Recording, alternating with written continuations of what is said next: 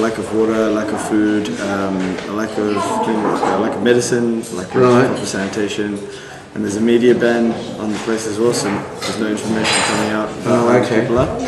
And a lot of our family members are in there as well. And so the main reason of doing this walk is to create as much awareness about what's going on there. And also try to get the Australian government to push the Sri Lankan government into releasing these people as soon as possible. Because it has been 3 months. And the rain season's about to start there as well, monsoon season, and the last 2 days one of the camps was sold out.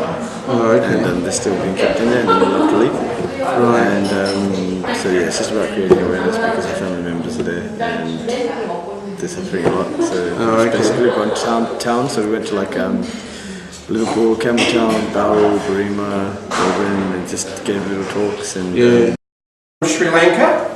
And they're walking to raise awareness of a particular cause, so I'll let them tell you a bit about that. Okay, let's welcome these guys here. This is Vishnu and I forgot the name of Sarah. Okay, welcome. Okay. What I'd like to talk to you about is me and Sarah for the campaign, obviously. As you guys have heard of a country called Sri Lanka, which is at the bottom of India, and most of our parents, our ancestors come from there. And what you're talking about is that obviously you might have heard that the war just finished around May this year, May 17th this year. And at the end of the war, what happened was 300,000 of our people, Tamil people, were put into camps. And these camps are currently, which they're in now, are really poor. They're surrounded by barbed wire. There's lack of food there, lack of water, medical resources are limited, toilet facilities are very limited as well, and also only limited NGOs are in the area, and there is no media actually at all in there. And the British Times has come out a few months ago saying that each week at least 1,400 of our people are dying in those camps. So as me and my friends here, we decided we had to do something. And the main plan was that was to raise awareness among you, the Australian community, and also the Australian government. So what we did was we left Sydney on May 10th, on Monday last week, and we arrived in Canberra by foot. We walked the entire way, so which is 300 k's, as you see, it's 300 k's for 30,000 people. So each metre we walked was representing one life. Yeah, so basically, even like Krishna was saying, a lot of people are suffering in these camps, and there's a media ban on the camps, so media can't go into the camps to tell people what's actually happening there. A lot of my family members are in these camps, and your Vishnu's family members are in these camps as well. So again, like you were saying, we basically did this to create as much awareness as possible about what's going on there. We will be going to Parliament House tomorrow. We'll be there we get there around 11 o'clock, but we've got a room there where we'll be speaking to a lot of the parliamentarians from roughly 12:30 to 1:30, and we're going to try and push for the Australian government to put a bit of pressure on the Sri Lankan government to release these people as soon as possible.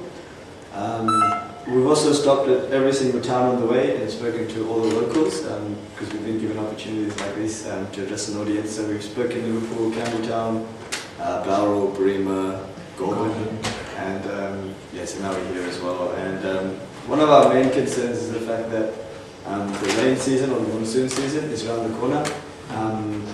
It starts, I think, late September, early October, and even in August as well, there's a bit of rain as well. So one of the main camps that hold a lot of people there have been flooded at the moment, and people still aren't allowed to be, they're not being allowed to be out. They're still being kept in these camps, even though they're getting flooded, and so we're really trying to push for something to happen as soon as possible. We have bought some flyers too, just so that it's got a how you can help section at the back. It's nothing much.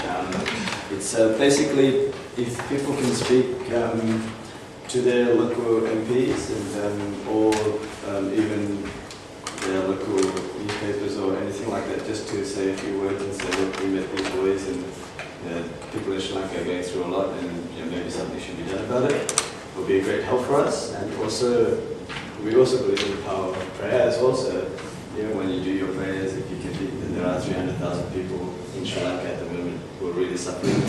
And I mean, they're really suffering a lot, and they need to be let out. And because the power play doesn't work, and we can do something together, it'd be a great help. And that's why we came here to speak to you today. Okay, could I just ask, so when the war ended, the Sri Lankan government rounded up all the Tamils and put them in these camps, is that right? Yeah. And what was the reasoning behind that? So the war happened, and you had 300,000 people who were in one area. That's about a 30-kilometre stretch at one stage, and just decreased and decreased and decreased. And so they took whoever was there and put them straight into the camps. And they said that basically they said have to screen every single person before they can let them out. Currently they're putting permanent structures in the camps, so it's basically looks like time-wise it's pretty much indefinite, so we don't know when they're going to be let up. And So has anybody been screened and let out? there have been there's been about, I think, the reports of about 1,000 people being let out, and then 1,000 from another camp, about 2,000 from another camp, and they're mainly the elderly people. And it's because there's so much sickness and a lot of spread of disease going around that the older people are going to get affected first. So they're being slowly let up. But like the youth have all been held in one camp, all the younger people. Families have been split up and they're just being held indefinitely. Okay. So what they have said was going to happen is not really happening. Not really happening. Yeah. Okay. Does anybody have any other questions or anything? Okay. Well, these guys have asked us to pray for them and to pray for them as they go and speak, but also for their friends and family that are in these camps. So I wonder if a couple of you might like to come out and pray for these guys. You are bigger than the Sri Lankan government. You're bigger than any government. You are bigger than the Sri Lankan government. You're bigger than any government. You are bigger than the Sri Lankan government. You're bigger than any government.